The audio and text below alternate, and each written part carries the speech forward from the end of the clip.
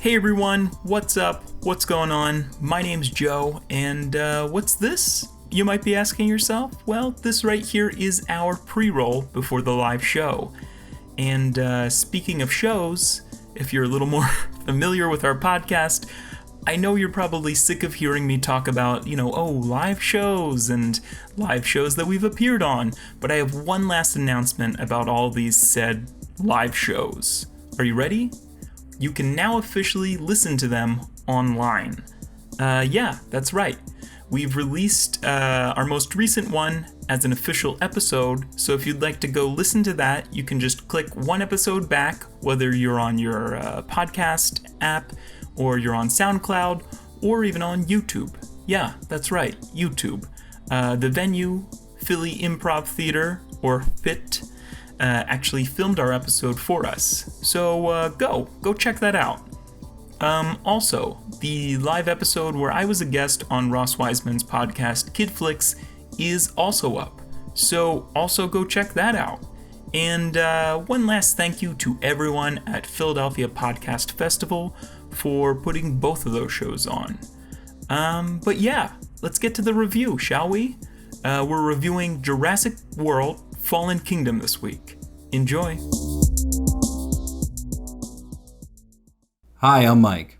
And I'm Joe. And you're listening to How Many Fingers Am I Holding Up? The podcast. And this week, we're reviewing Jurassic World Fallen Kingdom. Hey, Mike. This movie extinction. Yep. Mm-hmm.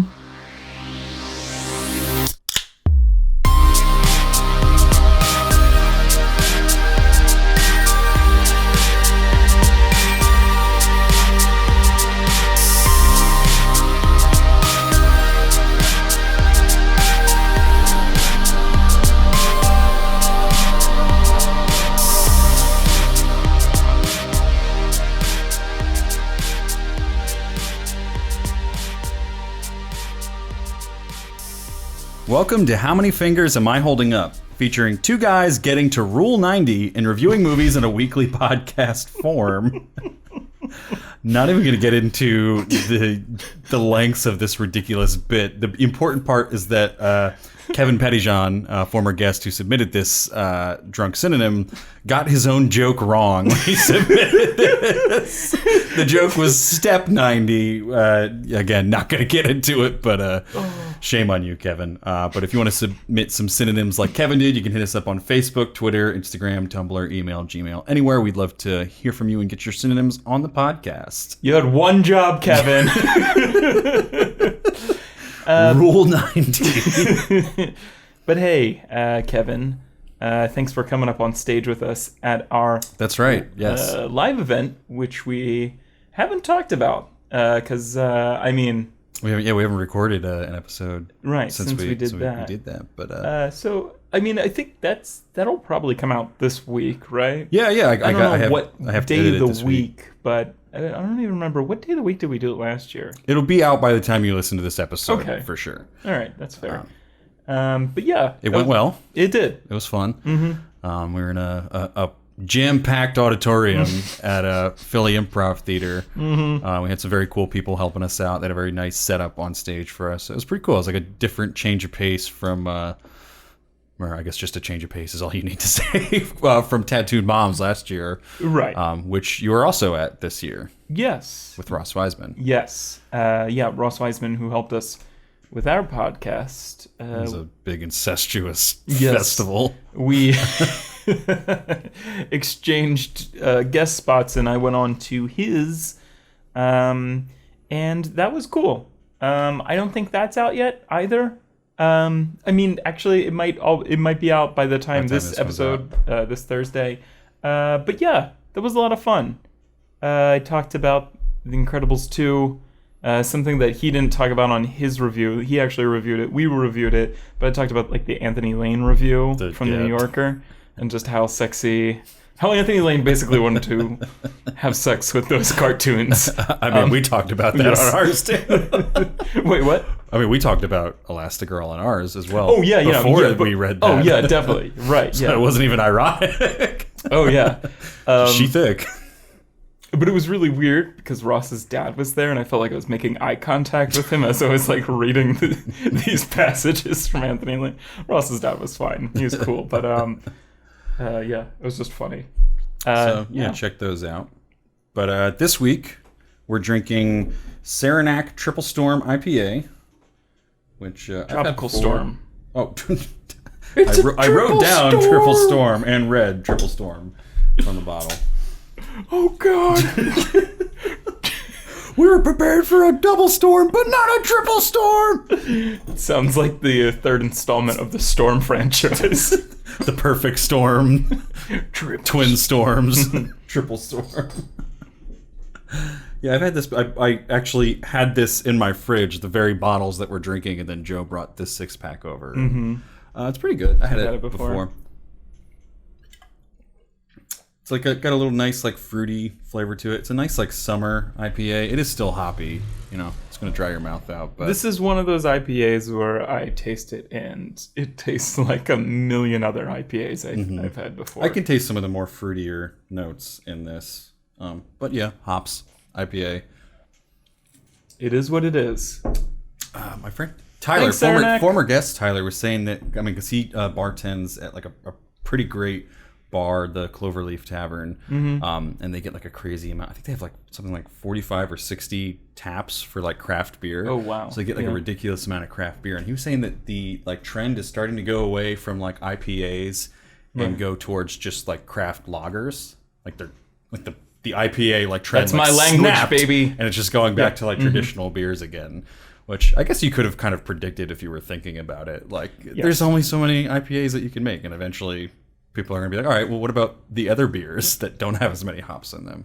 Right. No, I think that was literally in our last episode when we were doing the Doylestown Brewery, like R5 lager or something. I forget exactly what it's called, but I like... That was it, yeah. Yeah, but I like... When I had that, I was like, this is good. And... I don't even know if they have any IPAs. I'm sure they do, but it was just, it's like the cheapest, and like I like lager. Like we're also drinking Yingling here as our side beer. I lean more towards lager than I do IPAs. It's nice to drink something that doesn't make you feel like your mouth is dry, right? Yeah. After consuming 12 fluid ounces of it. But we are reviewing Jurassic World 5 or Jurassic Park 5, Jurassic World 2, Jurassic World Fallen Kingdom. As Red Letter Media said. Yeah, Mike, I was about to say, Mike and Red Letter Media does a whole boot. He's like, it's the soft reboot of a sequel to the... Oh, shoot me. All right, so let me read this IMDb description, and I believe you have some notes for this Yes, one? I do. All right. According to IMDb, Jurassic World Fallen Kingdom is when the island's dormant volcano begins roaring to life. Owen and Claire mount a campaign to rescue the remaining dinosaurs from this extinction level event. Okay, I can get behind that. I could nitpick, but I'll let it slide. As an IMDb description. My complaints are with the movie itself. But yeah, Jurassic World Fallen Kingdom is directed by J.A. Bayona. Bayonne. That's literally just a Mike and I joke. It was somebody Mike used to live in dorms with, and he was not from Jersey City. He was from Bayonne. Bayonne. But anyway, J.A. Bayona has directed The Orphanage, The Impossible, and A Monster Calls. I think we watched... that's the one... Oh, we watched like a little bit of that last year. Yeah. That was like garnering some like slight like Oscar buzz at one point. It was. It kind of fell completely off. It was in the conversation for a hot minute. It had a really small opening, I remember. I think, like, was that even in, like, theaters? Or did that have a small... I'm pretty sure it was, okay, yeah. good. I mean, I think it was caught in between being, like, an indie Oscar release and being, like... I mean, it's, like, special effects driven, and you do have, like, Liam Neeson in it as the monster, and... I remember the kid wasn't anything big, but I think that the mom, Felicity... Am I getting the name right? I think so. From Rogue One, and why can't I remember her name? Oh, yeah. I don't know. I'm even worse with names. Totally botching the name. But yeah, she was pretty big at the time as well. I just remember wanting to see it and not being able to see it, to the point where, when I was showing you and Jordan how I illegally watch movies. Felicity Jones, I was right. On the Fire Stick, we watched like the first 15 minutes of that, and I was like, this looks like a good theater movie. I kind of wish I could have saw this in theaters, but I don't know.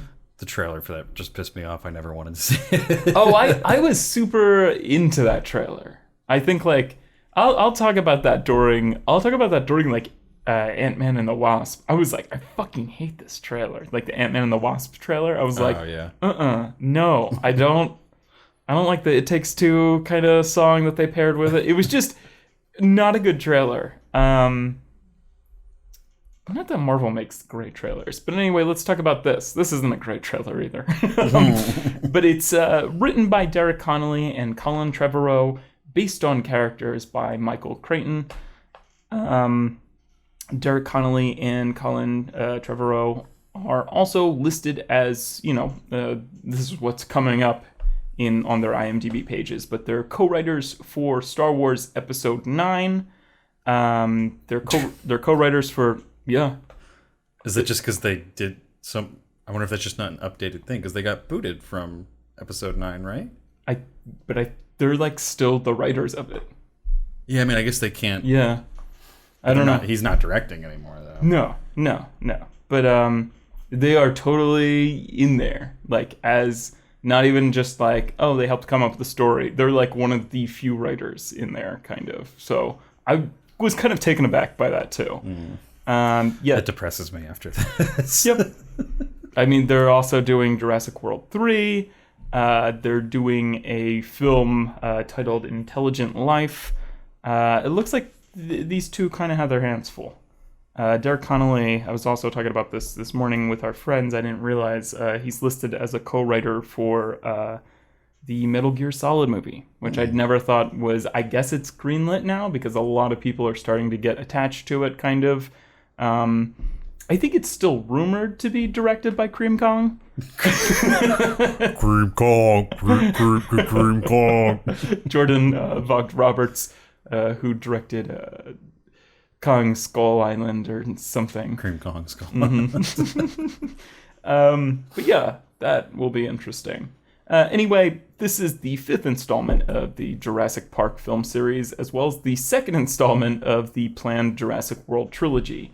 The untitled sequel is set to release on June 11th, 2021, with Trevorrow returning to direct. Chris Pratt, Bryce Dallas Howard, B.D. Wong, and Jeff Goldblum reprised their roles from previous films in the series with... go away. Just kind of weird pop-up. With Rafe Spall, Justice... Born. Justice Smith, Daniela Pineda, James Cromwell, Toby Jones, Ted Levine, Isabella Sermon, and Geraldine Chaplin joining the cast. I took too many notes on just when this premiered. I just thought it was weird. I mean, this movie premiered in Madrid on May 21st. The international theatrical release was on June 6th. Popped up in Singapore and Malaysia on June 7th. And then, like, it went to the United Kingdom, India, Italy, South Korea, and Angola on June 8th. And then Pakistan, June 16th. And then finally, the United States got this film on June 22nd, 2018. I've been listening to like all the movie podcasts I listen to. Some of them like happen to be, over there on like the kind of like Asia continent and watched it. Oh, early, and yeah. And so they were coming back and doing reviews, and I was like, that doesn't come out for like a month and a half. Like, it was just so strange. Like I feel like that I was watching like reviews pop up on the internet and everything, and I was just like, this is weird. Like, I don't know. Yeah. It was just, I didn't get too much time to look into why they released it the way that they did. I mean, it worked because I think it like just broke $1 billion, like total worldwide gross. Yeah. And like, it did pretty well here. I think it was top of the box office for 2 or 3 weeks in a row, maybe. I'd have to look real quick. I'd have to look at the weekends. It was at least 2 weekends. It was top of the box office with like, I want to say it was like 45 to 60 million, somewhere in that range each weekend. But it broke 1 billion worldwide. So it was, whatever the strategy was, we might see more films, going with that, like Right. releasing it worldwide, building the hype there. I guess it also depends how confident you are in the movie. I don't know. Yeah. You would have thought it would have hurt a movie like this where it goes worldwide and people are like, yeah, it's not that good. And then nobody in America wants to see it. Right. I don't it got like a good a good review from IGN like prior to coming out too. I think it was it did the past 2 weekends, and then I think Ant-Man and the Wasp is going to beat it, obviously, this week. But yeah, my first initial reaction to that was kind of like, I feel like this is going to be a very pirated movie, kind of, because of that. Because, like, a lot of foreign countries are kind of less lenient, or they're more lenient on kind of security, right? Reasons. Yeah, of that kind of stuff getting out and everything. That's usually where a lot of the pirated movies come from and everything.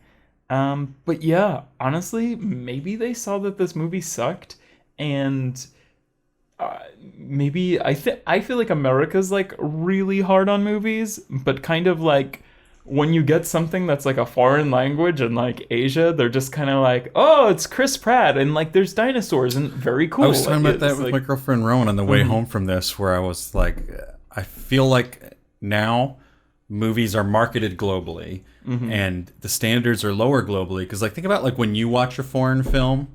Yes. Like, you watch like a French like indie movie and you're like, that was weird. I guess that's just how French people are. Right, yes. I guess that's just what French culture is. And like, you kind of give it a little bit of a pass if it's not right up your alley, because it's, it's foreign and you got to see, you were taking yourself out of your element and, all that. I have to imagine that might be true.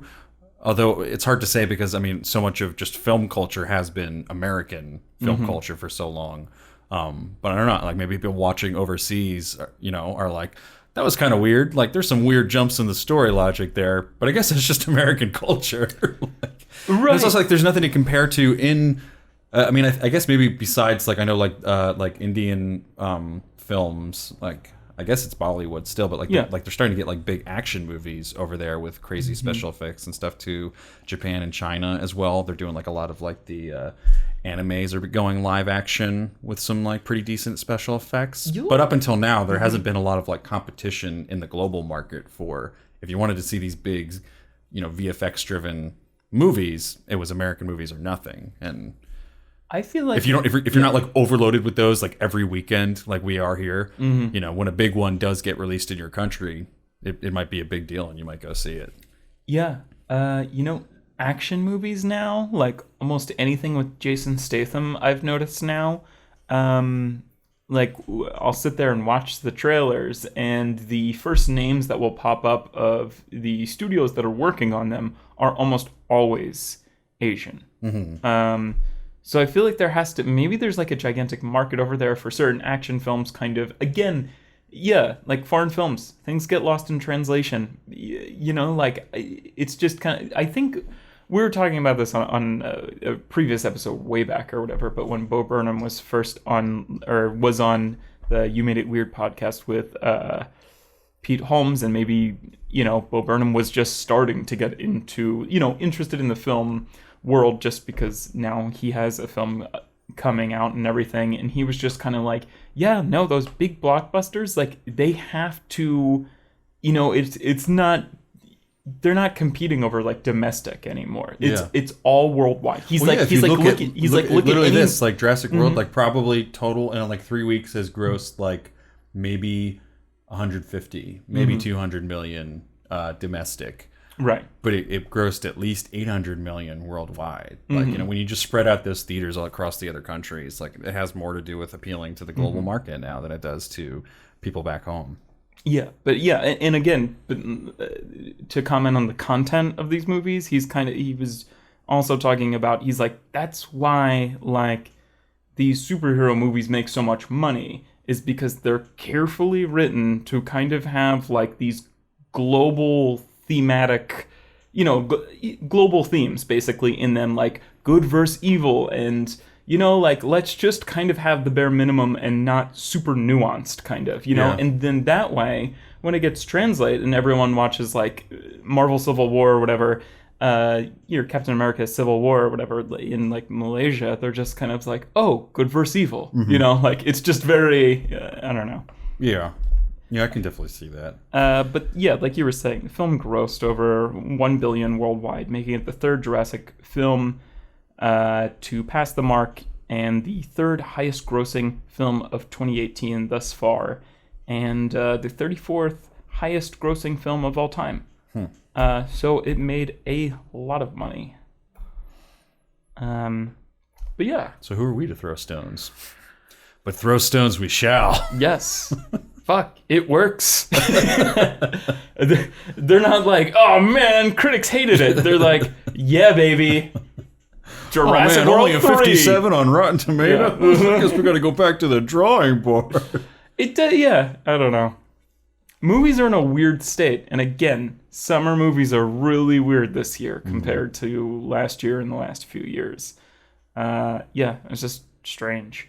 But let's get into Jurassic Park as a whole, and then let's get into this movie. Yeah, I think you have some explaining to do to the audience, Joe. Oh my gosh. Last time we recorded, I was... A major revelation. Information that should have been brought to my attention before we started a movie podcast.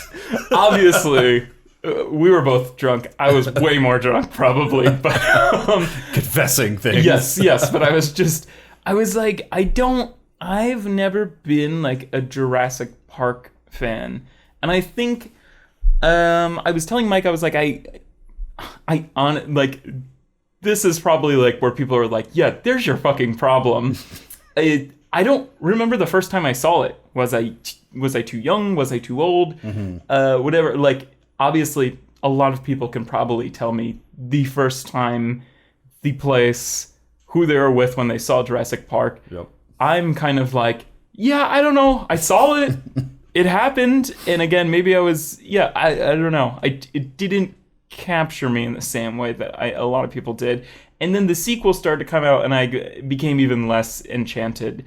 Because the Jurassic Park always felt like this kind of like single-use premise. Even as like a kid, where I was just kind of like, all right, like, the first film was kind of like built around like the wonder of these characters seeing like dinosaurs for the first time. Because like when they're on the way to the island, or when they're going to the island, they don't even know dinosaurs are there, right? I mean, it's sort of like, I think they know they're sort of going to see something, but I don't think they're believing, like they're thinking it's going to be like a, right, like a trick of the, illusion somehow. Right. Or it's going to be like they created something that's not really dinosaurs. And then, they get there and they're these paleontologists and they're like, oh yeah, these are real dinosaurs. Yeah. I don't know. So then, I mean, you can catch that lightning in a bottle kind of again. And then every sequel presents like this more and more contrived idea of like, how do we get people back on this fucking island? And you just start to feel less and less empathy toward these characters. I like Jurassic Park, the original. Every other film... Is it just overhyped for you? If we were reviewing it today on the podcast, with your memory of it, how many fingers would you give the original Jurassic Park? Oh, it would definitely... Today it's hard. Because back then it was so important. It was just kind of like... Oh man, it's the combination of these animatronics and like this very cutting edge, like kind of digital, like we didn't see anything like that. That's why I feel like I missed this time. I missed like a certain like time to see it in where like my mind was like blown kind of, even though it looked great years. It still kind of looks great. Minus some of the 3D stuff, but. I don't know what I'd honestly have to rewatch it. I know that's a non-answer. It's not like a negative score though, right? Oh, no, not at all. I think it was just kind of like, I feel like a lot of people, and I mean, you may be involved too, like might hold that at the same place as like Star Wars, kind of. Yeah, like I think I would put it in like my top 5 films of all time. Like certainly top 5 most like influential. Like I think there's just scenes in Jurassic Park that make me nostalgic for a type of filmmaking that I've always been wanting to go back to, where it's these big moments, and sometimes it has less to do with what's going on in the story and just about like the wonder of filmmaking. Right. Like, obviously like the T-Rex scene is like one of the great feats in filmmaking ever, I think. Right. But it's also just edited beautifully. That the score is adding intensity to it. No one's really holding them back acting wise. And then you have like moments like seeing the all the dinosaurs and the brontosaurus or whatever they called it back then, brachiosaurus, I think, which was wrong at the time of the movie was made. Right. Like seeing that as a big cinematic moment. You've got like that awesome John Williams score going.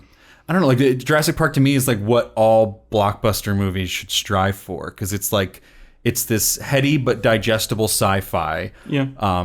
There's like philosophical conversation in there, which is also digestible, but it's got humor. It's got like action. It's got suspense. It's got, just fucking dinosaurs and cool things happening in there.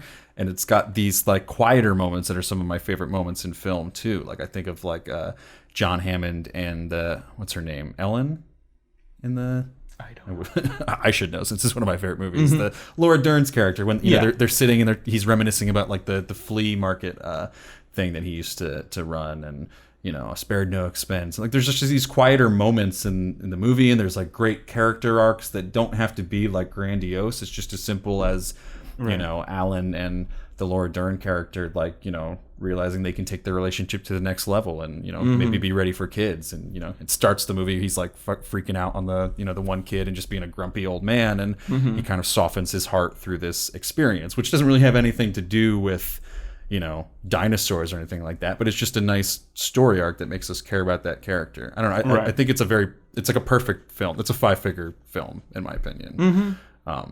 So a lot of these sequels that have come after have just increasingly started to hurt me. I do like Lost World, I have to say. I think that came out, and that's definitely a little bit of nostalgia, because that came out like at like the perfect time for me to go see movies in theater.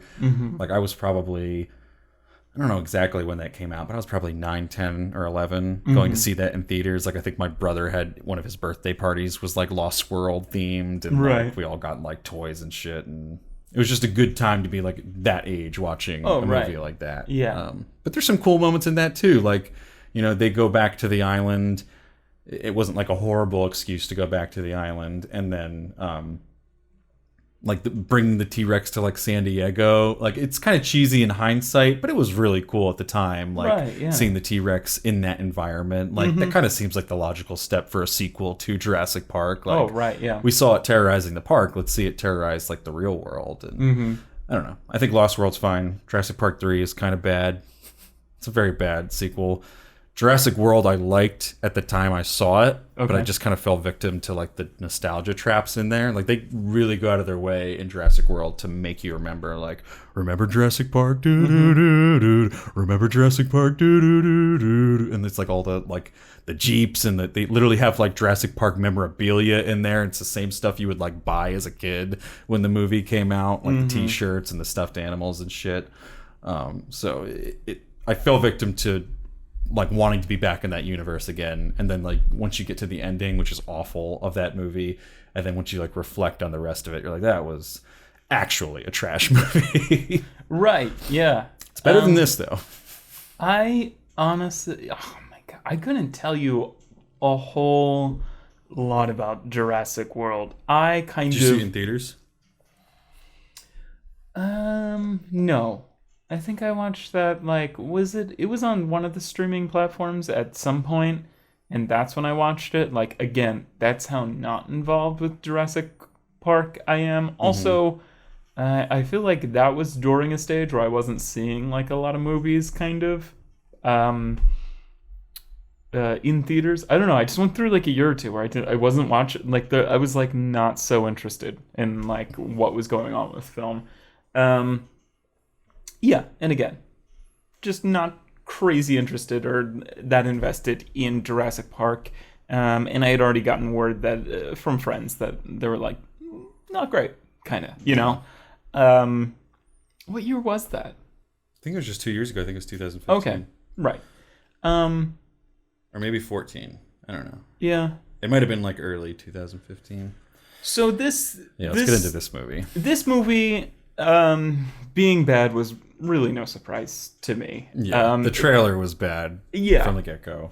But I do think this movie has one thing going for it, is that it's just fucking crazy. and crazy can sometimes have height on like bad or boring, kind of, even though I don't know. I'll get into it. This movie can't even commit to crazy, though. It has crazy moments. It has crazy ideas. I don't know. Again, they can't even commit to it. Like, if Jurassic Park is kind of such a boring franchise to me, again, like I thought it was like it's a one-time use kind of thing. If it devolved into like a sci-fi B movie kind of franchise, I would probably be more interested. Again, these are the low stakes that I have in this film. Yeah. I mean, we're already again, the franchise has already been, pretty brutalized by some of these other movies. So it's not like the effect of like seeing like Attack of the Clones or something and being like, what has Star Wars become? Like Jurassic Park has been, as a franchise, ruined, and you kind of have to. Right. There's a part of me that just separates the original Jurassic Park from the rest, and I go, Steven Spielberg didn't direct the rest of them. Steven Spielberg didn't direct the rest of them. Right. Yeah. He did produce 2 and 3 though, I think. Man, I just realized that like when I said that out loud, that what's it called? B movie. The animated movie about a bee with Jerry Seinfeld is like, that title is a play on the term B movie. You just realized? Yeah. But that makes zero sense. It has nothing to do, like the plot has nothing to do with a B movie. With a B movie. Like, it's a double meaning where one of the meanings doesn't apply to the... What the fuck? It's just film term with B. Yes. I mean, they make every excuse to make a B pun in that movie, so... Yeah. Wow, groundbreaking.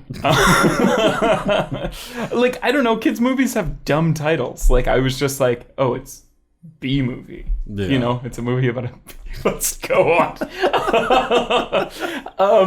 I heard a lot of people saying that like they thought this movie went downhill after the first half, or like downhill after the first 15 minutes. And I gotta say, I don't think it even makes it that far. Like, I'm like... Honestly, it doesn't even stick the landing of the first scene. Oh, okay. See, I mean, in contrast to the rest of the movie, I kind of like that first scene. Like, nothing says like Jurassic Park iconography, like fucking like pouring rain at night. And, say what you will about like this movie, but I feel like what's his name? J.A. Bayona, he has like a directorial style as opposed to Trevorrow. Like, I love, like, in that first scene, like, you see like those lightning flashes like that, like, illuminate the T-Rex or whatever. Again, I even kind of like go for it later when there is a different dinosaur in like a tunnel and the lava is like illuminating it as it gets closer, kind of. That's just like a directorial style, and that's a cinematic flair, and that's something the last movie did not have. Yeah, he does bring like a little bit of his like horror, right, history to this type of movie. The first scene, I don't know. I give it some slack. It's atmospheric. It's like it establishes that stuff is still going on the island, and dinosaurs could kind of be anywhere, and yeah, it has a lot of great like action and horror beats. And like, I was kind of like, okay, maybe this could be good. Yeah, I know something about like, I think part of it is like it feels cheap because they're just trying to like I fell victim to everything in the first Jurassic World movie. So like, I'm kind of like on the alert for it this one, where I'm like, I'm not going to fall for these stupid like nostalgia traps that are just trying to trigger like memories of the first ones. Like this one, like it's got like the same soundtrack, like they're copying the soundtrack from Jurassic Park. When like Nedry is like driving around in the Jeep, right, it's raining, and we're seeing like the the rain pouring on all the ferns. It's rain at night, and it's like him like blowing through like the gate. Like we see like the open gate here, and there's like rain on all the ferns, and it's got that like like that like kind of like like desperate like flute type like sound going on right there. It's kind of like what we were talking about with Ocean's 8. I feel like we're talking on a wind flute. What was the term that Vince used? Just like playing your anxieties through a wind flute. Yeah, but he like I don't know. He used some term that we built like a whole bit off of it. I wish we clicked. I told this to Nick when he listened to it, but I was like, man, like we had like 45 minutes. We talked about this in the episode, repeat it to death. Where we're like, man, I wish we but for 45 minutes before we hit record on Ocean's 8 or whatever, we had like really solid bits going, and we never recovered during the episode. We were never able to reach that height again. Our new podcast called Missed Bits. Missed Bits. Yeah, but like they're clearly trying to like get us like right in there, and I'm like, all right, you're gonna have to like actually show me something. You can't just put me in an environment and I'm gonna buy into this. And then like it's just a bunch of like military men. Like the people in the sub delivering the dialogue are like really cheesy. It's real weak dialogue, like, oh, specimen acquired. Like they're just like super self-serious, and like it's like a kind of like weird operation that they're doing to begin with. And the part that like really kind of bugged me was like it just didn't seem like it had any respect for like the physics. Maybe physics is not the right word, but like the logic of like the big like plesiosaurus, sea monster thing comes up behind the sub, and we like see it in like a flash, and then we cut away to something else, and it's like, is the implication that like this dinosaur just ate this metal glass like hard ass fucking sub whole and just swallowed it? And like, I mean, like it's not like it can smell like or like there's blood coming out. Like, why would it attack something that was not like a living creature to begin with?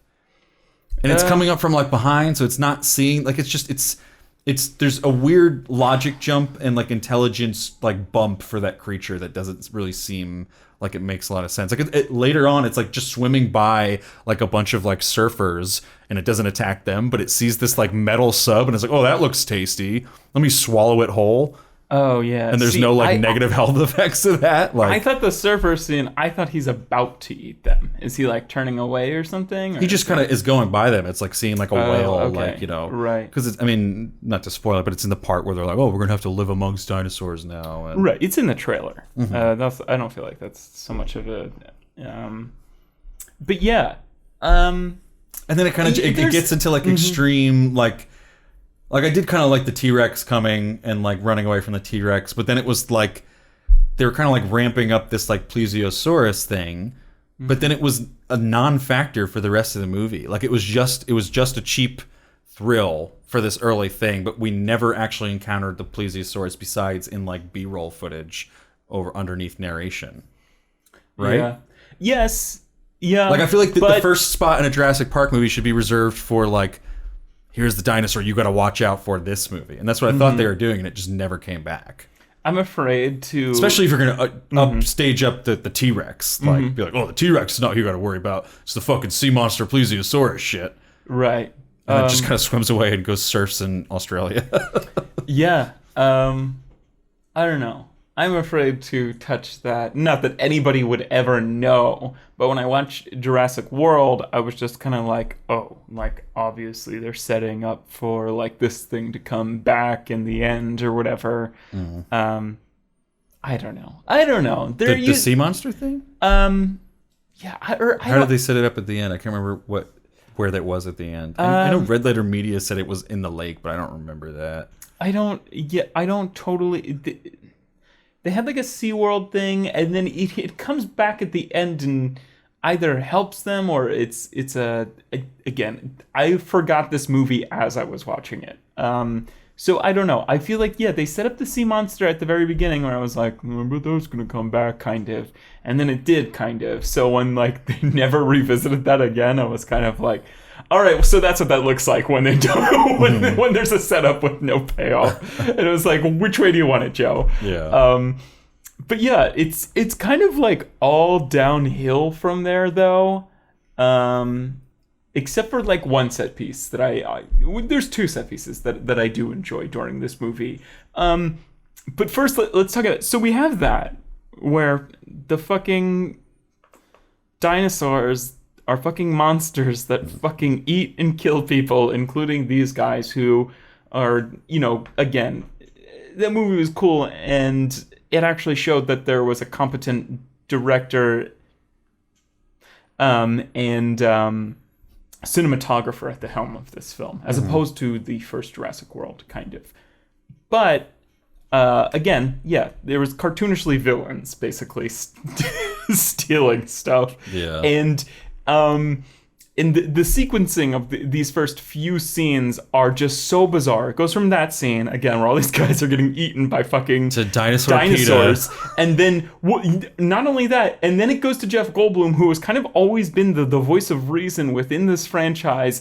And then we go to our hero of the movie, who was like, no, let's save the dinosaurs. And I was kind of like, why is this the movie's position? Like, we've already watched fucking four movies now? She has no business being in this, because it's like, after the last one, like, especially because on the news, they're like, oh, like, you know, famously last year, like, 800 something people were, like, killed at this theme park. Like, is that not like a major class action lawsuit that she's held liable for? Because she's the CEO, and a lot of these decisions were made under her watch. Like, you know, like, if iPhones were killing like 800 people, like, Tim Cook would be held like personally liable for that shit, or at least like probably bankrupt in some way from all the lawsuits and settlements and whatnot. Like, right, we'd see something like the Mark Zuckerberg kind of like, yeah, there'd be congressional hearings and stuff, and be like, you know, what the hell is going on with all this stuff? And I don't know, it makes no sense that she's allowed to run like a nonprofit that has anything to do with dinosaurs after that. I was waiting for them to, I don't know. Nobody ever really challenges her. I mean, maybe at like the end, kind of like, it's nobody challenges her. Not even Chris Pratt, where he's kind of like, nah, I don't want to do that. And then with no convincing, he just kind of shows up to go save these dinosaurs, kind of. I mean, obviously, there's she like kind of plants the seed, not to defend this movie. This movie shouldn't be defended, but she does plant the seed of like, you know, like, you raised Blue, and then that night he goes back and watches videos of Blue, and that's why he shows up the next day. But you think he'd be the one who, somebody needs to challenge her. Somebody, and then she needs to come back with, well, no, yada yada yada, like, kind of thing. Somebody needs to get the fucking audience on her side. There needed to be a conflict there for sure. Like, it didn't need to just be, you should come, I don't want to go. Okay, we'll think about Blue. Like, you know, that might like be the logical reason, you know, while they're thinking of why he does end up showing up. But there needed for us to be some kind of, you know, an argument there. You know, like him being, you know, they do such little explaining for his character. Like, his character is, I think, well defined, but poorly explained, if that makes sense. Like, we know, like, what his character likes, how his character acts. You know, when he makes decisions, they make sense because we know who his character is. But it's like, also, it's poorly explained, like, why his character is that way. And I feel like it hurts my view of the first movie even more, because, like, you know, because that movie has the benefit of being very charismatic and funny at times, especially from Chris Pratt's character. Like, and there's that kind of like chemistry going on with like him and Claire in that. There's a little bit of it there. It's even worse in this movie. I think there's sort of weird pseudo chemistry. But like it can just kind of skate by on that, and you're never really questioning like, well, why is he like such a fucking loner? Like, you know, what is his backstory here? Like, why is he this like fucking hunk, you know, macho dude who like, you know, builds motorcycles and lives in like a van by himself? Like, oh yeah, we opened up in the last film. We have him like building like a barn or house by himself. He's still got like the van, and he's just, it's like, he's a funny, charismatic, hot dude. Like, would he not be making friends wherever he happens to be working with all this stuff? And I don't know. They did a lot of course correcting in this movie. Again, with her character, she's completely different. As Red Thunder Media referred to her as Lady. I couldn't tell you what her name is in this movie. And then with Chris Pratt's character, I mean, I think there were definitely some notes of kind of, I mean, a lot of people had a problem with kind of like, oh, he talks down and he's just kind of fucking mean in the last one. And then this one, I feel like they move it like 2 notches kind of toward his character, like Star-Lord or something, you know? Like, he's just like a little more, I don't know. There's a lot of course correction in this movie, and it's a little, it's weird, but I'm kind of like, okay, whatever. Like, you know, like, I kind of had those same complaints too. It's just weird that you're just fucking changing them. Well, they softened his edges in a way that, like, he's not funny or as charismatic in this new kind of way that they're trying to present him. But yeah, since I know we're going to be trashing this movie, this entire review, I just want to say some things that I do like about this movie. These are just general ideas, just kind of like I generally said I like the first scene. But I do like that this might be a spoiler alert. I don't really care, whatever. I do like that this movie doesn't spend all of its time on the island. Like every other Jurassic Park. It's something new. It's something different. God forbid they fucking break the cycle. They leave the island in Lost World. Isn't that this movie is kind of like it's kind of like how long is that T-Rex in? Like, I thought that was like the last 10 or 15 minutes. It is like the climax of the movie is the T-Rex. So it's the third act is basically in San Diego. Okay. Third act would be like the boat and San Diego. Okay. Yeah, I guess in my mind, this spent a lot more time. It's kind of just half and half in this movie. They're two different movies. The first half and second half. I kind of like that about that. What else was I going to say? Like another thing that all these other movies have done that this didn't do is I thought this did a good job of not bastardizing the John Williams score. I feel like every other movie kind of does that, and this one didn't really do that. In the first one, like I've said this again, it's a very iconic scene. They're in awe of nature, and it's this very inspiring scene, and that's the first time we hear that John Williams theme, kind of. The theme is maybe what I meant to say earlier. But then if you compare that to, Jurassic World, they just fucking throw that theme when there's, an establishing shot of the park, and then, even furthermore, just the sign, kind of. And I was just like, there's nothing more, commercial and corporate than kind of, going from, awe-inspiring nature kind of to now we play the music when it shows the sign or when it shows the logo kind of. It's to me, because you're right, they don't just recycle completely. They definitely do pull some of the elements of the theme there. But I also just don't like this new score really at all. Oh no, yeah. And I feel like it's an example of that's why you don't need to make all these sequels to movies that are truly iconic like Jurassic Park. Because there's no way around it. You can't please anybody because you bastardize the score or you put out this middling garbage that the score is for this one.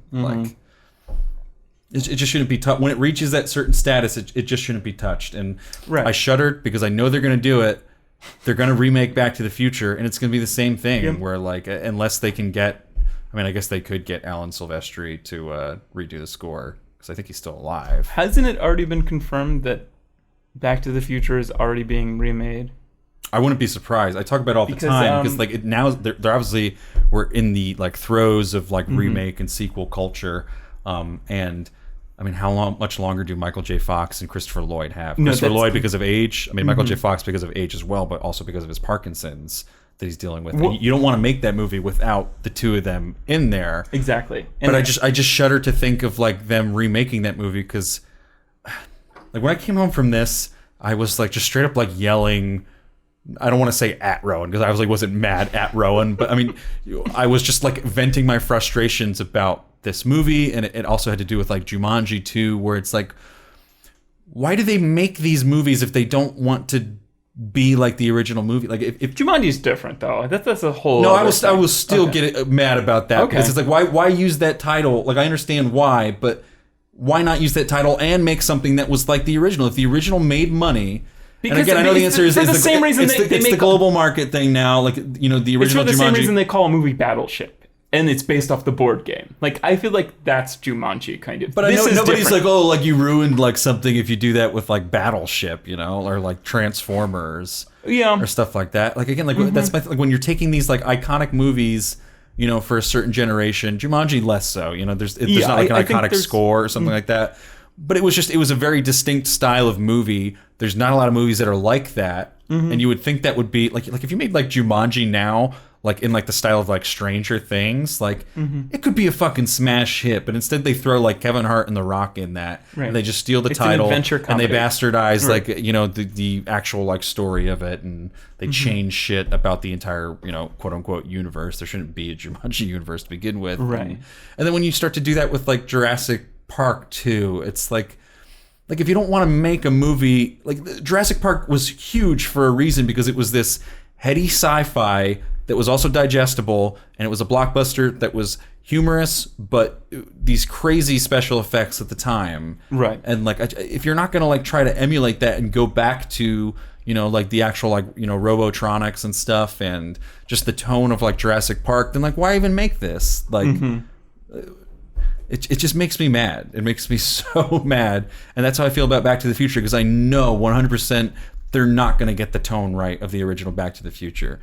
They're just absolutely not. They're going to try to like update it and make it cool and funny, and fucking people are going to be dabbing in the movie or some shit, and they're going to completely ruin another franchise like that. It like, and again, like it makes me think of like Force Awakens, because like you can go back and capture the tone of what made movies great once, while also updating it with current special effects, and still using the title, still bringing characters back, still having like cameos that are just Easter eggs for people, and little nudges to the fandom and fan service, while making a movie that is good and true to the original tone.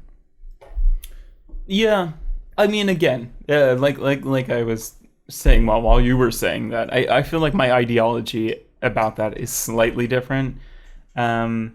But yeah, I do think, I mean, again, if you guys are in the comments of YouTube or SoundCloud, I do think, I'm not going to look it up right now, but I do think there was, like, Michael J. Fox was like, I'm getting old.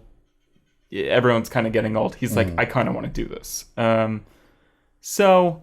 And I mean, I'll line the fuck up to see that. I mean, right. that's what pisses me off too, is that I know it works, and it'll work on me too. Back to the Future is my top 5 movies of all time, and I'm much more attached to that than Jurassic Park. So, yeah, but it is kind of just like I was just sitting behind every time I'm in theaters, and like watching trailers has just become like a part of my life, where I do it every week. But it's just like every time there's people like in the movies who were like me, like a few years ago, who like went to the movies maybe like once or twice like that year, and who are just like, Jesus Christ, is everything a remake? It's just kind of like, look at this week, like it's like Jurassic Park 5, Sicario 2, Ant-Man 2, which is also like number 20 in like the Marvel universe, kind of like, it's just like, is anything really not attached to anything yet or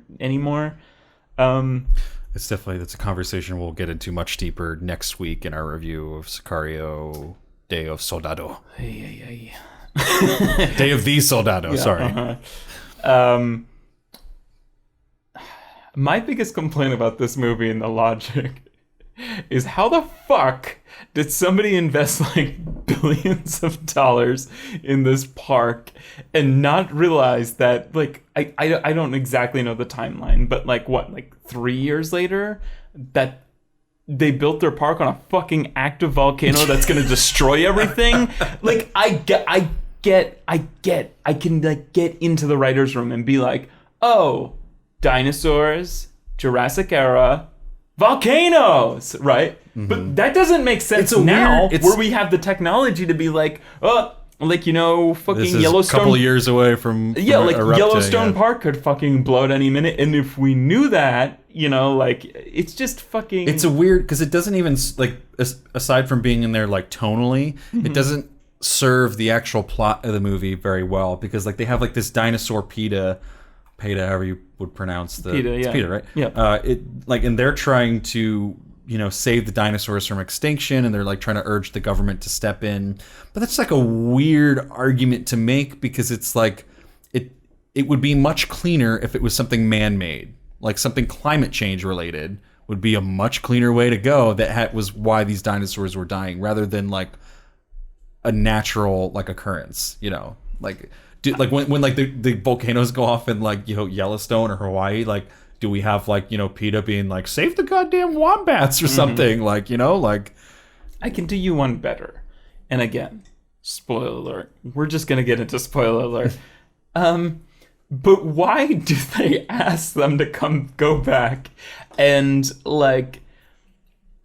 and save these dinosaurs when they actually have all of their DNA in the fucking lab downstairs, kind of?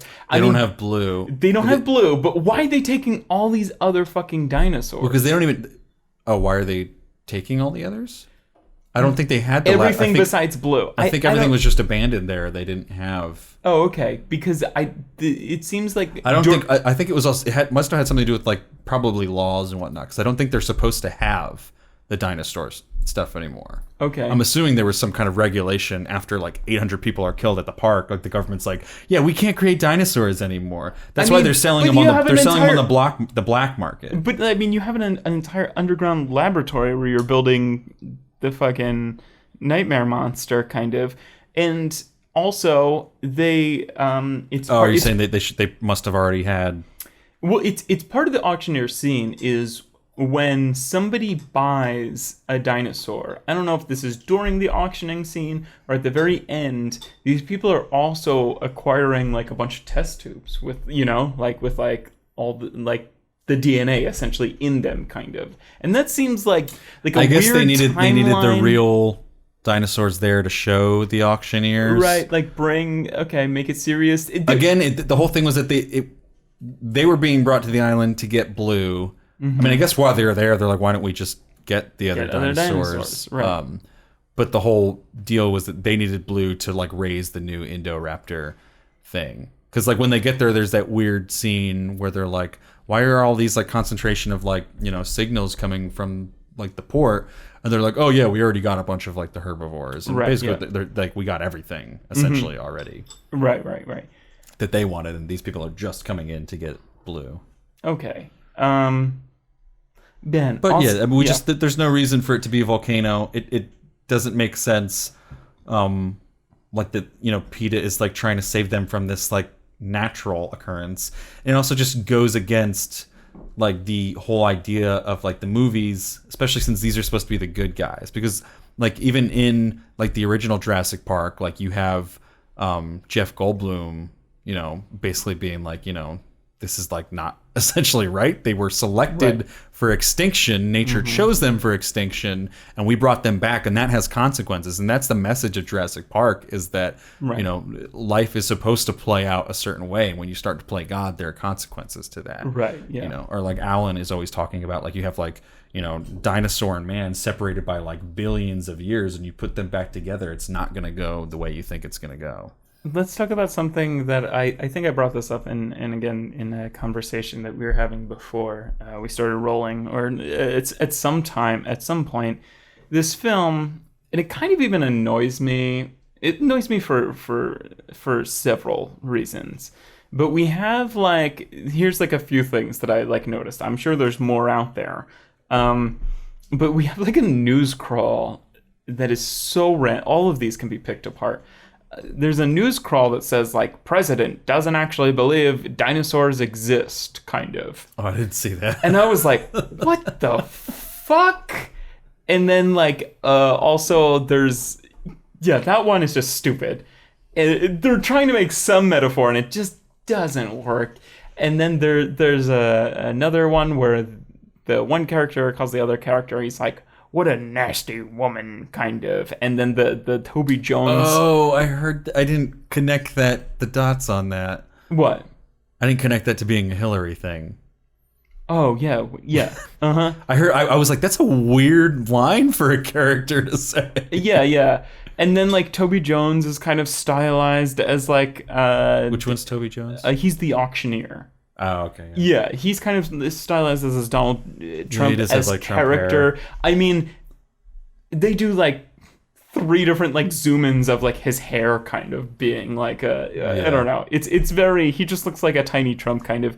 And then Jeff Goldblum is kind of, he says something at the beginning along the lines of kind of our country is being overrun by megalomaniac politics or something.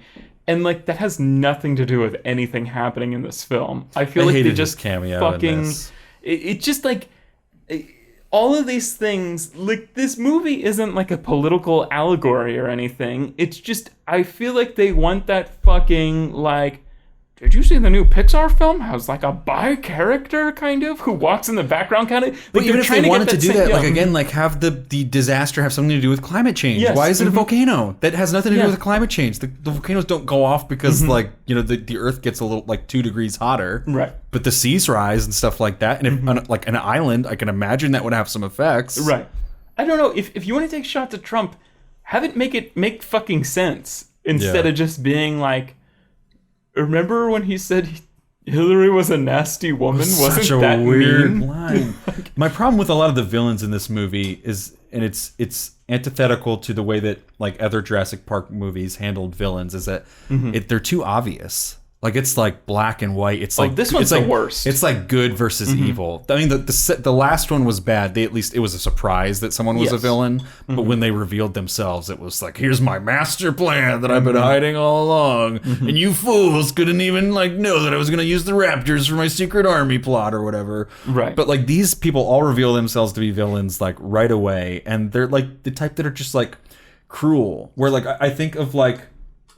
Lost World, which is starting to get into like the bad territory, but at least when like Lost World has villains, like they're understandable, not necessarily like relatable, but you can understand some of their reasoning. And like, you know, everyone who's like on the island hunting the dinosaurs in Lost World, they're there because they're hired mercenaries, and they're not even being like incredibly cruel to the dinosaurs. They're just not showing care for them as living creatures. Right. And then you have like the one hunter like Roland who like, you know, he's kind of just a big game hunter. He's not someone who's out to like torture dinosaurs. He has respect for animals in that twisted way that big game hunters have respect, where they're like, oh, what a magnificent creature, let me shoot it, you know. But they still have this weird twisted respect for them. Whereas like you have this guy who is like 100% greed, 100% money, the Buffalo Bill character. And then he's like, you know, always like shocking or like intentionally hurting the dinosaurs, or he's like literally like ripping their teeth out while they're like still alive and shit. And he's making like a Puka Beach shell necklace or something. He like dinosaur he teeth. literally said like, my audience, like, who was pretty on the side of this movie, fucking audibly groaned when he like walked into the cage. The Indoraptor cage. Yeah. They were just kind of like, and then like he walks in there and he's like, this tooth will look good on my dinosaur tooth necklace. Like that's like basically a paraphrase. Like I think he says something about like this will fetch something because I think he's planning to sell the teeth.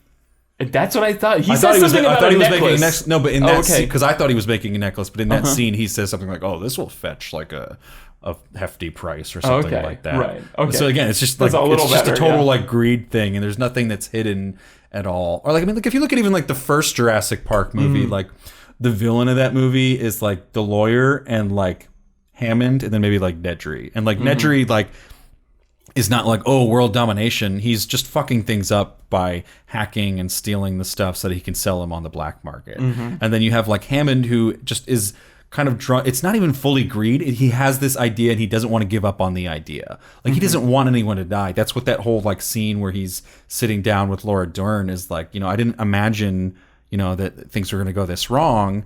And Laura Dern's like, well, yeah, but people are dying. People are dying out there. You know, your grandkids are out there. Alan's out there. And that's when he sort of starts to see the light. And he's less of a villain there. They still have to kind of like drag him off the island. But he's not like, no, we have to save my dinosaurs. And then the T-Rex comes up and eats him or some shit. Like, you know, he's still like a relatable person. Like there's a lot of us who, like when we see his picture in this movie, we kind of have like fond feelings of him. Right. Because he was a real fleshed out character in person.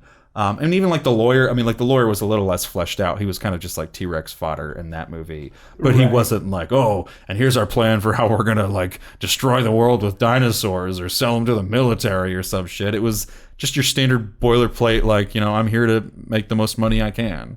Yeah. And even like back to what I said at the beginning where I was like, this movie kind of goes into crazy territory. Like, I think this is the first time Jurassic Park has really had like this overtly evil character. Like, has this franchise ever had like human on like human murder? Yeah, that was something I was complaining about. This is that a lot of the like actual action has to do with like humans fighting humans, and that's kind of a problem of this. if I could just go back to Jurassic Park for just like one more second, though, like another thing that I'm like realizing now that is so great about that is that even though there are bad characters, the park doesn't fail because of like greed, or it's not like, it's not like the Titanic where it's like, oh, we didn't order enough life jackets or lifeboats or whatever, and we didn't foresee it going down this way. It goes down because of this perfect storm of like Nedry is doing the hacking stuff at the same time that they're trying to reboot stuff, and essentially they lose power for the whole, and it's like the storm happens at the same time. Right. It's just kind of they weren't fully prepared, and it's them kind of realizing it's a bad idea to have a park with dinosaurs in it. Right. It's not like, oh, we were cutting corners and people are going to die because of it. It's it's them realizing it was a bad idea. Again, just another example of it not having, it doesn't have to be pure evil versus pure good. But again, I mean, I guess that's where we're going with the global market of it can't be this nuanced, like, scientific discussion about somebody's got to kill grandpa with a pillow for them to be the bad guy.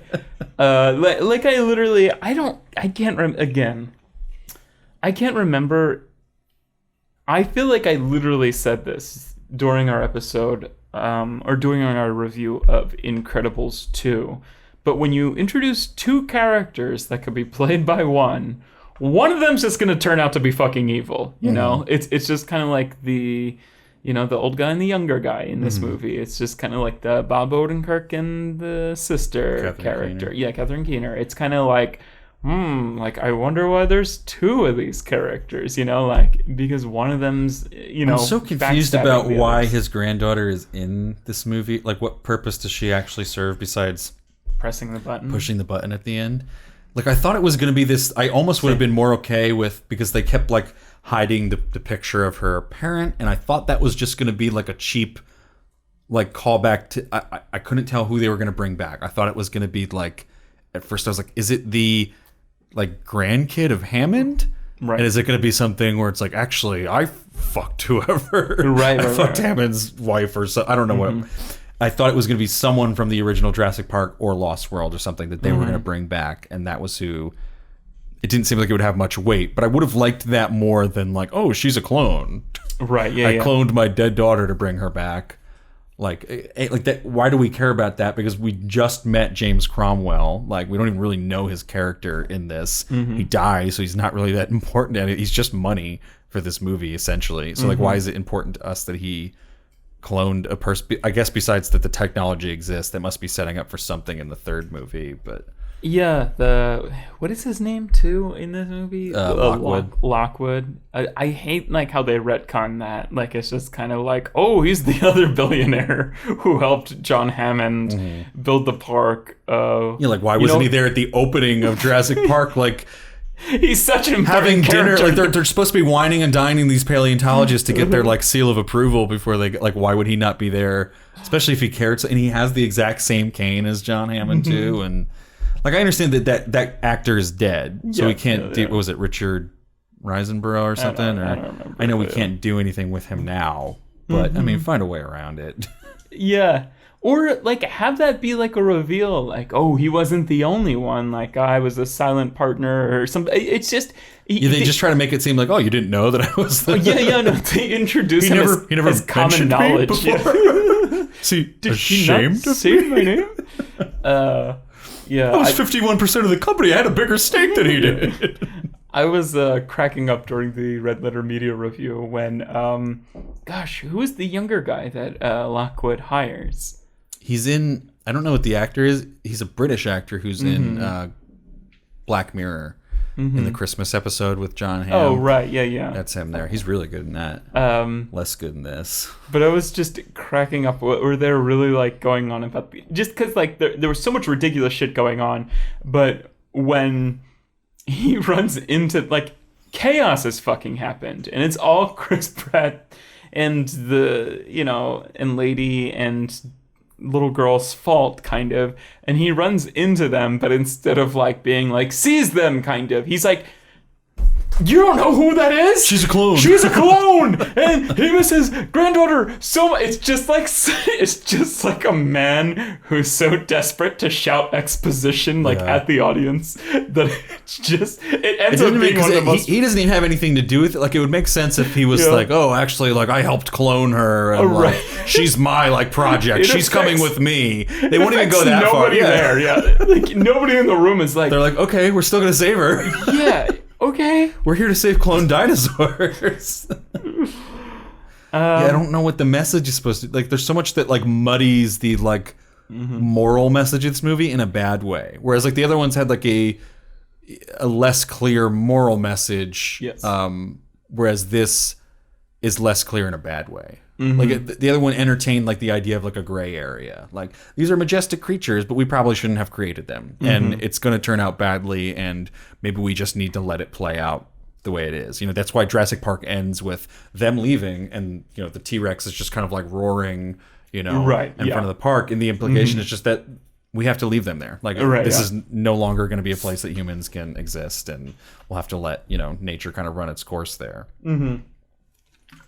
I kind of like these two new characters. I mean, it's really generous to call them characters because even our leads are not really characters. But like, it's kind of nice to have somebody who's actually afraid of dinosaurs. Like, they just have like a little more human. Like, I wouldn't mind if like the fucking leads got killed and like these people kind of took over. I was just kind of like, I don't know. I really have no stake in any character. Like, there are no characters in this movie, but I think they have some of the actual funny lines in this movie, which the movie sorely needed more of. You know, like, because Chris Pratt is kind of just, he's not like, I don't know why you put Chris Pratt in a movie if he's not going to be the comedic lead actor. Like, if he's just going to be the big hunk guy, like. Right, he's not a great hunk. Right. Yeah, don't really need him. You know, get like Chris Hemsworth or one of the other Chris's for that. Right, yeah. If you want get someone one of the like Chris's. that. But like, I don't really like the idea of their characters in terms of like the one girl is a paleo veterinarian, but you know, like, and like they even like make the knowing joke of like, oh yeah, that's a real thing, it exists, but it's like, why was she working for PETA? Like, they weren't there with the dinosaurs yet. Like, I mean, she's never seen a dinosaur. Like, what is she doing there on a daily basis before they get the go ahead to like go save dinosaurs? Like, and where do you study paleo? I mean, I guess maybe there's a course that pops up after dinosaurs are brought back from, you know, extinction. It's like an aspiration. De-extinctionize, or it's like an aspirational career. You're just kind of like, well, you know, maybe if I ever see one, I'll be able to tend to it. Really putting all your eggs in a basket there. Right, yeah. It's also, I mean, yet logically, I don't know. You know, they're kind of getting the two main characters, Lady and Claire Deering, apparently. I don't think her last name is ever said. Claire and Chris Pratt, they make sense, you know, to bring them along. But like, why are they not like, oh, let's get the computer guy who wired this fucking park or something, instead of like, well, at PETA we have a guy who designed the website. Yeah, no, exactly. He's pretty good with HTML5. We should bring him along. Like, he's like, we really don't see him like, he's the IT guy for a fucking nonprofit that is in like a stuffy office kind of. It's just kind of like, okay, well, fucking fly him there, you know, and like everything's riding on a lot of the shit he does, kind of. Like, how is he? He's the one who, like, how does he, as like someone who just like codes the website and like the, you know, probably puts out like the Instagram post or something for PETA, like, why is he the one that has to hack into like this park was like $1 billion industry at one point? Like, it's not like the theoretical Jurassic Park where things aren't like fully. It's in Jurassic World, the park was up as running and making money and crazy amounts of money. You know, they wouldn't have like the world's like top security system. And why does this guy have experience with it? And if he does, why did he take a job for a nonprofit? Like, I guess they're all supposed to be idealists, but like, I don't know. It's just, it's weird. Yeah. It really like skips over the kind of like, oh, we have to put together a team, and it's just kind of like, well, what if she just brought her nonprofit friends along? It's just lazy. It's just like, something slightly technologically related. I guess he's coming along, and I guess he can handle it. Yeah, there's even a weird... Like, anytime he steps up to like, again, not to compare everything to Jurassic Park, but if you're going to put it in the franchise, I'm going to, because Jurassic Park handled a lot of this stuff beautifully. You have the scene in Jurassic Park where she sits down at the computer, and like, again, she is someone that we didn't know was a computer nerd, and that's kind of like a nice surprise in Jurassic Park. And then she kind of struggles to figure out, like, she's like, I do know this system. Where in this one, like, he just sits down at any computer, any technological thing, and is like, yep, got it, I'm on it, typing away. I know computers. Like, there's nothing that, like, does he have familiarity with all these different systems, and they wouldn't have like their own systems for some of this stuff? Like, right. Yeah. He just completely understands like all the UI, and like their in-house. The most they'll do is like they'll be like, oh, is like the whatever up and running? He's like, I'm trying, but he's just like typing, and it's like, well, what are you typing then? Like, you either know or you don't know how to use this system. I do like the kind of like mini set piece that they have with him and Lady. And like the volcano. Yes. Or I guess just the laboratory where the volcano is dripping down. Like the control room with the lava, and then you add the dinosaur, and then it's go get the chair, and his scream was a little overdone. Oh, right. But it's... like, it was overplayed in the trailer, and then there was also in my Cinemark that I go to, they have, like, a thing that's, like a trailer specifically for Cinemark, because they have their, like, Cinemark XD, or whatever it's called. So they cut a trailer specifically for that, and, like, it has that scene, like, on repeat the entire time. Like, every time I see a movie, it's him screaming high-pitched, and she's like, it's not the T-Rex, it's not the T-Rex. Right. But like, he does that, and then every other scene where he's running away, he's doing that high-pitched scream. And it seems like something that was like, maybe he did it once on set and it was funny, and then like whoever was directing or just him was just kind of like, yeah, I'll do that every time there's a scary scene. Right, it's like that's like a one-time joke thing. You can't just do that high-pitched scream every time. Yeah. I don't know. Something about that reminded me of like again, like Spielberg's kind of original, where they hit certain action beats where I'm kind of like, okay, they've got something good going on in this tiny set piece. My favorite scene in the movie, it might be yours. It seems like everybody I talk to about this movie, I was like, they do like one thing right, and it's when they get in the ball and then they fall off into the water, and it's one long continuous shot, and they have a really interesting, almost like a camera with no dimension to it, kind of like going around, and it's like a long shot. And again, this is where the cinematographer and director shine over Trevorrow and whoever shot like the last film, where it's kind of like it builds tension. It's kind of crazy, like Chris Pratt goes up to go get like air or whatever, and again, this is all one long shot, and it's just like a really well done scene, action set piece. I didn't mind that. It was hurt by things that this movie couldn't control. Namely, I hate the fucking hamster ball things that they're in. It was such a clear and like transparent attempt in Jurassic World to be like, we're in the future now. This isn't your daddy's or your granddaddy's, Jurassic Park. And I felt like it worked against Jurassic World in that, because it didn't feel real. Like, it didn't seem like something that anyone would actually design for anything, in the future. Like, why is that ball more efficient than... I mean, that would be my complaint with, especially because in this they all have like actual the last movie's property, whatever. Yeah, again, that's what I'm saying. It's not the fault of this movie, but it makes the last movie look worse. And I cringe every time I see that ball, because it's so stupid. And it makes me think of like the original Jurassic Park, where it's a sci-fi movie. It's using technology that doesn't exist. It's this big sci-fi concept, but they still ground it in like real guns and real gas powered jeeps, and like gas is like a big deal in like the first one. And like, do they have enough gas to get anywhere? And can the Jeep go here? And, the law of physics still apply there. And it's not just some like imaginary hamster ball thing. Right.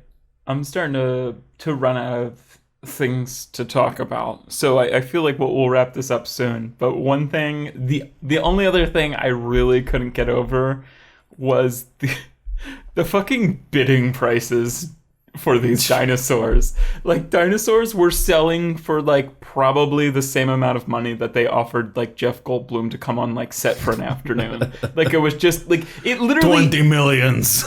no, I don't think they broke like double digits or until they brought out like the Indoraptor. Yeah, the Indoraptor. But before it was just kind of like 3 million. I was like, for this fucking like one of a kind like specimen. Well, because they started out selling here. like herbivores and like. But it's crazy! It's a fucking dinosaur. Right, but they know that because I think they do start going up higher when they bring out that first like it's like I forget what it's called. It was from Jurassic World 3 or Jurassic Park 3. It's not the T-Rex; it's the one that fights it in that one. They bring that one out, and people start like bidding more, and they're trying to ramp us up for when the Indoraptor comes out. They're going to be like, whoa, it should be $20 million. It should be extraordinary. Like. I mean, that is a lot of money. Figures, but it should. I don't know. That's just for people involved in such black market shit. That should be like a day's worth of money, kind of. And like, why are you spending a day's worth of money? The like, point is, it does seem low for because it's illegal for them to be selling it. You would think you would be like the bidding starts at 10 because we could go to jail for a very long time for even having these creatures. Right? Yeah.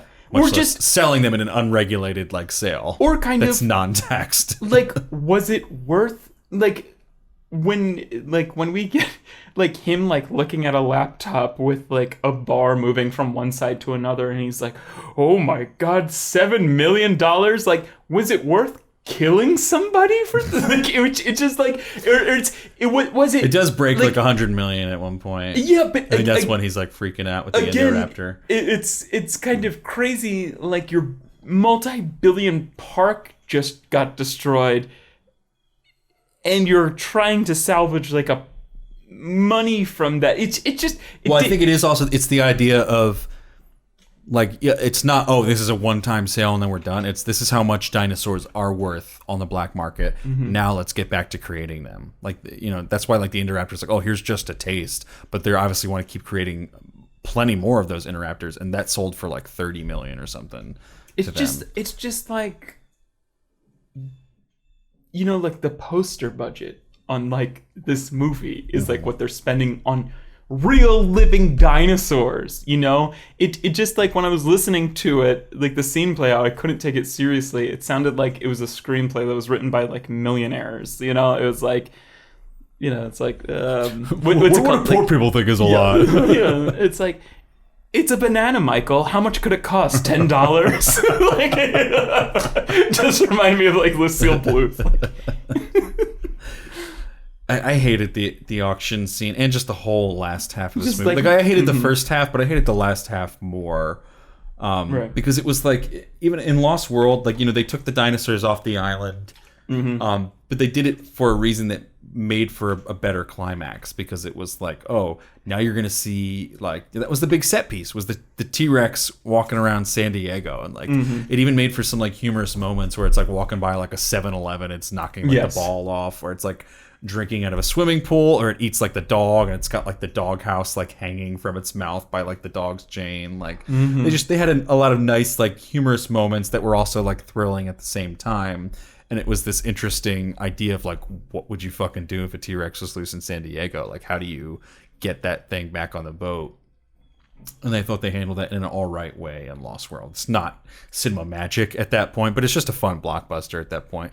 But this can't even do that. Like, it enters this weird, like, cartoony, like, space of, like, again, like, we have, like, these super evil, like, black market people that are bidding, like, $20 million for the T-Rex, and I'm gonna sell to my Russian army or whatever.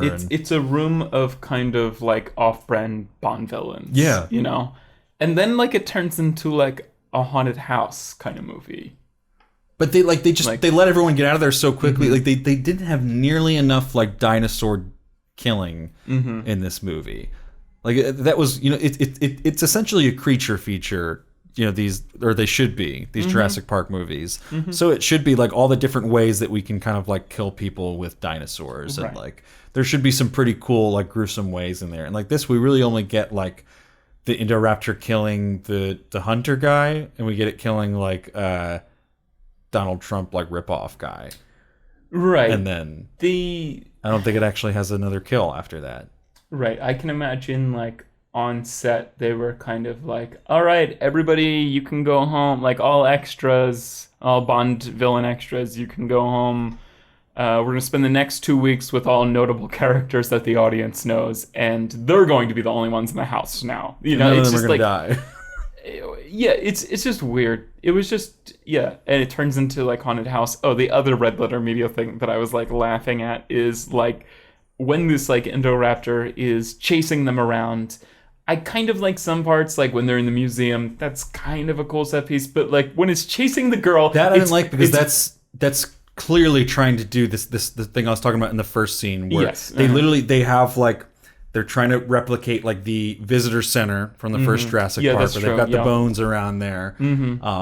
They've got like a diorama at one point, which is exactly like the diorama from the visitor center. I mean, that might be intentional, like, oh, let's pull because he would have brought it back from Jurassic Park to whatever, I guess, whatever bullshit like that. But it just, I was not falling for it at that time, and they were kind of like when they're by the one like square piece in the middle. That's clearly supposed to be like the raptor scene in the kitchen of Jurassic Park. Red Letter Media, we talk about them so much in this podcast, but they always bring up so many good points, like this Indoraptor, which is supposed to be this like incredibly intelligent creature, and like it just kind of like acts the same as the other raptors. Like that, there's nothing that he does in that scene that the other raptors couldn't have done in terms of just like looking this way around the box, looking this way around the box. But they also bring up that he's like a fucking bull in a china shop, like smashing through everything. Fucking like, there's a point where she's like running up like stairs, and he just like fucking smashes his head and gets like stuck in like between two bars or whatever. Like he's not moving out of the way of stuff. Like he's just smashing his body into whatever he can. And then we have the scene from the trailer where he's ever so gingerly like they taking had to pick one or the other, and I think the one to pick is the one using the claw, because it's, again, I mean, that's like a throwback of like, oh, they can open doors now, and it's showing how like truly like intelligent they can be.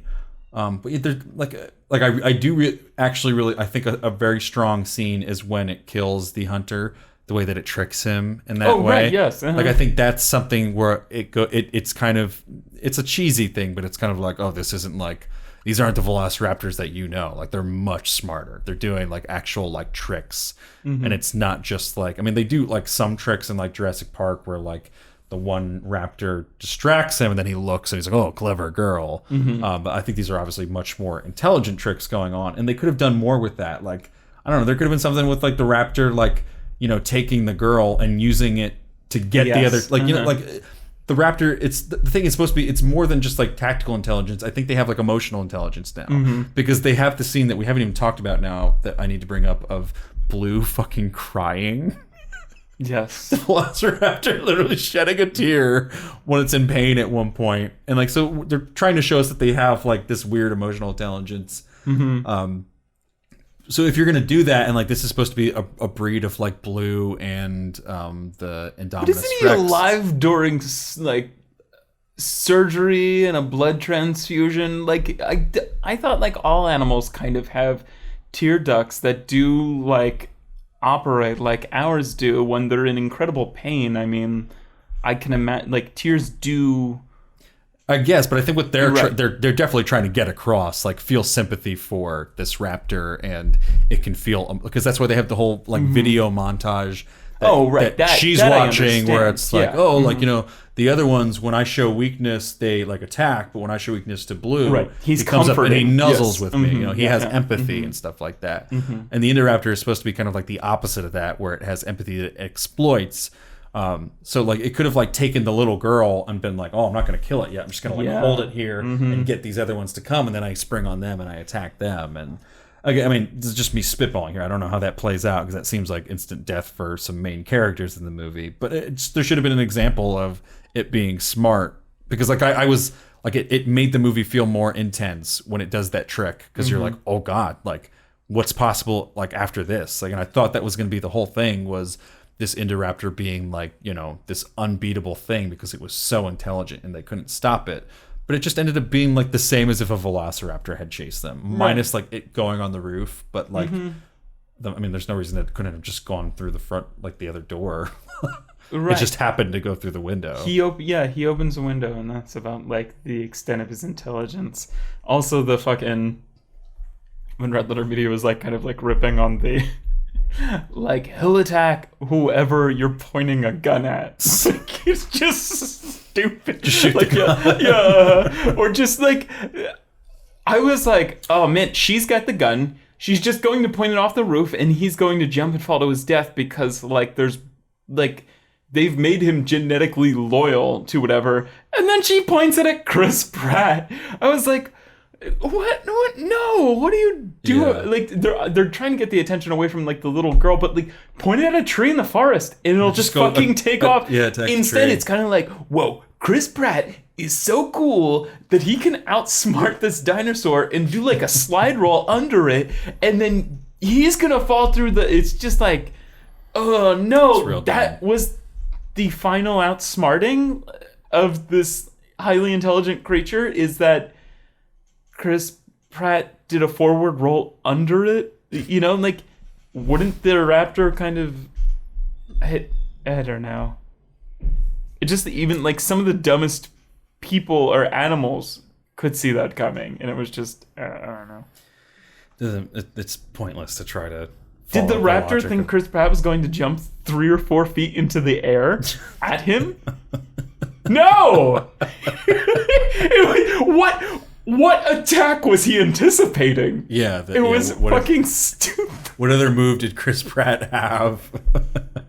If I know Chris Pratt, he's going to jump. He's gonna split into two. He's gonna jump at least 6 feet in the air on this glass window. Just watch. And I've already anticipated because I'm jumping really high now. With just enough space for somebody to just kind of do a forward roll under me, which requires several feet. Oh, darn it. No, it's bad. But And then now we live in a Jurassic World. This franchise is a fallen kingdom. I didn't totally hate his like cameo in the beginning because it was somewhat true to his character. He's the one being like, what are we fucking doing with these dinosaurs? They shouldn't be here. Life did not mean for this to be part of it. It selected them for extinction. Even though I think it's a weak use of him as a cameo, like just putting him in a court hearing. Like, I don't know, you're gonna find something cooler for like a chaos theorist to do in Jurassic Park, besides testifying before Congress. But then he was definitely like, can I come in like after lunch and like be done before like I can see him negotiating, like kind of like. So it's gonna be like a day, right? Like, I already did Lost World for you, motherfuckers, and it didn't go well for my career. But yeah, like the voiceover that he does at the end, I hate even more because it just keeps muddying the water of like, what is the message of this movie supposed to be? Like, because again, like our main characters believe that like dinosaurs are this thing to be saved and preserved, but he is kind of talking in the beginning about like, well, you know, they were selected for extinction, you know, we should just let them go. Otherwise, you know, they'll be here after us. But then in the end, not that he's condoning them, but he's kind of like, well, this is reality now. We're going to have to live, you know, amongst these dinosaurs and get used to, you know, seeing these Leviathan creatures like surfing underneath us and whatnot. As I was watching that scene, I thought that was supposed to be a cut from the same hearing as the beginning of the movie. Oh, okay. Is it? Because I've also heard like that's. Because I think they do show a shot, and it's the same lighting as the scene. Oh, okay. Before. I've heard people say he's wearing like different clothing, and that's supposed to be like a hearing after the dinosaurs are loose or whatever. Doesn't make it better. No, I think that would be worse if that's the actual truth. I don't know. Did you? It's just like what is the like I don't know, what do they want us to take away from this movie? Like again, the overall message, it's very clear in Jurassic Park, is that you shouldn't play God. Like you know, nature has, you know, they keep saying like life finds a way, but what they really mean is like let life play out the way it's supposed to, and you don't bring creatures back from billions of years ago and expect it to go well. I don't think anybody did, but did you stay for the post-credit stinger? I didn't know there was one. Oh, apparently it's just like a raptor like wandering around in Las Vegas. And that's it. Cool. This is going to be a dinosaur heist movie. Honestly, I kind of like looked at the end of this movie and was kind of like, okay, I don't know. I guess like something could be done with this. There's directions we can go into. Imagery, like as much as I think conceptually it's dumb that the Leviathan is just like out there with the surfers because of what it means for earlier in the movie. Like that is cool imagery to just see that huge thing swimming there, and like it was cool to see the dinosaurs back in like a kind of like Montana type like landscape. I guess they're supposed to be near Las Vegas, based on the stinger after the movie, but in that desert landscape, because that's where we find all the dinosaur fossils. Well, that's where Blue is and everything. Yeah, and then I mean, I don't know how she got that far though, because they're in the forest when she runs away. Must have took off like a motherfucker. I did like, just very randomly in a very small note, but I did really like the cinematography in the like blue goodbye scene. There's just something about the lighting in that was really nice. Mm-hmm. They really utilized like the car headlights that are around there to just create some nice lighting. I like, not really emotional lighting, but it just looked cool. Right. I do like the what are the fucking flying dinosaurs? The pterodactyls. Yeah, when there's like 3 pterodactyls kind of like flying like on the California coast, like at a sunset. That's a cool visual. When there's just kind of like it was a cool new take on the scene, where there's like, I think, was it at the end of Jurassic World where like the T-Rex is kind of like on top of like the empty structure, like looking over the park now and roaring or whatever. I'm not sure. I mean, I think that was supposed to be paying homage to the sort of end of the first one with the T-Rex in the visitor center, like roaring. Right. But now they have a raptor who's kind of at like the top of like a hill or mountain in like California, kind of like roaring. It mimics the T-Rex looking over the like a San Diego kind of neighborhood. And I was like, that's cool. That's going to be chaos, and I'd like to see maybe that movie. I don't know. I really, again, I like, honestly, like, part of me is glad that they could change the movie. I mean, even though this movie changed for the weirder and the crazier, and this movie got nuts kind of at a part, but again, not like nuts how I would like nuts. I don't know. It's kind of, I mean, like, I'm getting into my final thoughts. I don't totally have a score nailed down. I mean, I don't know if there's anything else you wanted to discuss, but I think I've ripped on most everything that deserves to be ripped on. There's nothing else positive I have to say about this movie, for sure. It wasn't like a boring movie. I think it was. Okay. Or I should say the second half was boring. The first half is bad, but I think it's entertaining. Mm-hmm. It wasn't, for me, on whatever day I saw it, it was kind of like nice to just kind of go into like a little like recliner seat and be in the air conditioning on like a hot day and watch this or whatever. Mm-hmm. Again, I don't hold too, like, I'm not totally offended by this like fucking 5th retelling of the same movie, kind of. Yeah, I don't know what I'm gonna give this. I think I need a minute. Do you have any idea? Let me read the Rotten Tomatoes. Okay, cool. I think we have a bunch of Facebook stuff to read if you want to pull that up. Oh, too. True, yeah. On review aggregator website Rotten Tomatoes, Fallen Kingdom holds an approval rating of 51% based on 298 reviews and an average rating of 5.7 out of 10. The website's critical consensus reads, Jurassic World Fallen Kingdom adds another set-piece packed entry to the blockbuster franchise, although genuinely thrilling moments are in increasingly short supply. Very cool. And we have the How Many Fingers Am I Holding Up Facebook group, and people have left us comments for that we read at the end of every review, just because we want to get the community involved. We had Nick Ocello, a previous guest, say this franchise should become extinct. Exist. 5 fingers. And then There you go. There's your rating, Joe. Yes. Connor McFadden said, if it keeps Colin Trevorrow away from Star Wars, I say let them make as many shitty Jurassic movies as they want. Connor James Burns says, dinosaurs, check. Clones, check. Bryce Dallas Howard or Jessica Chastain or Christina Hendricks, check. Chris Pratt looking sexy, check. For real, though, I love the Jurassic franchise. The ending of this one was dark and exciting. So there's a positive feeling about this. Mm-hmm. Kevin Pettyjohn said the first Jurassic Park is back on Netflix. Just watch that instead. And then he shared a link to Jurassic Park High Heels Edition. Interesting. I can probably go first if you still need go for it. Yeah, I'm still. Like I usually say every week, I really don't have a whole lot more to add to this. Again, I'm a big fan of the original Jurassic Park. So I probably detract some points just for this being like sacrilegious in some ways. Mm-hmm.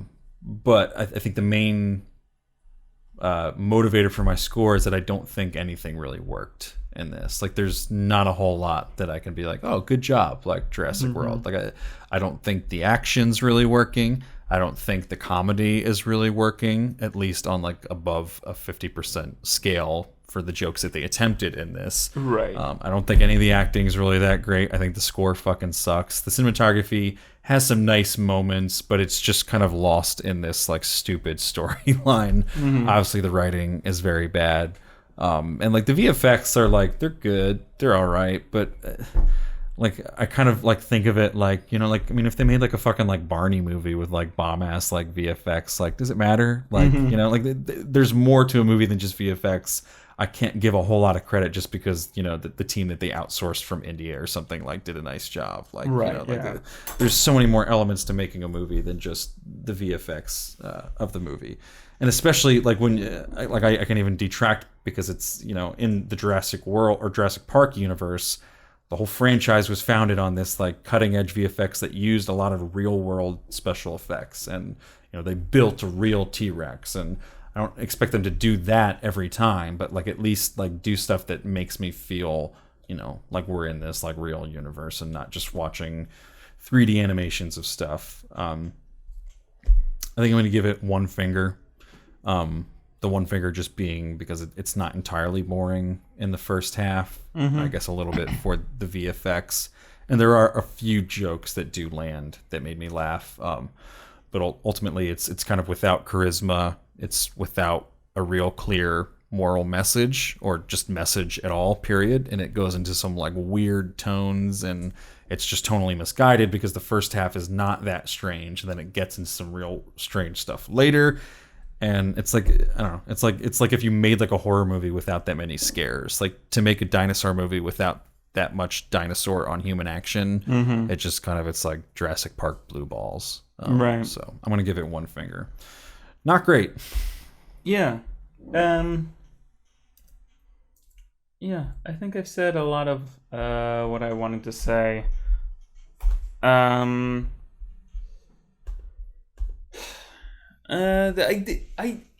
There are set pieces in here that I like. I think I do think it's kind of a well-directed movie for what they have to work with, and it's a well-shot movie.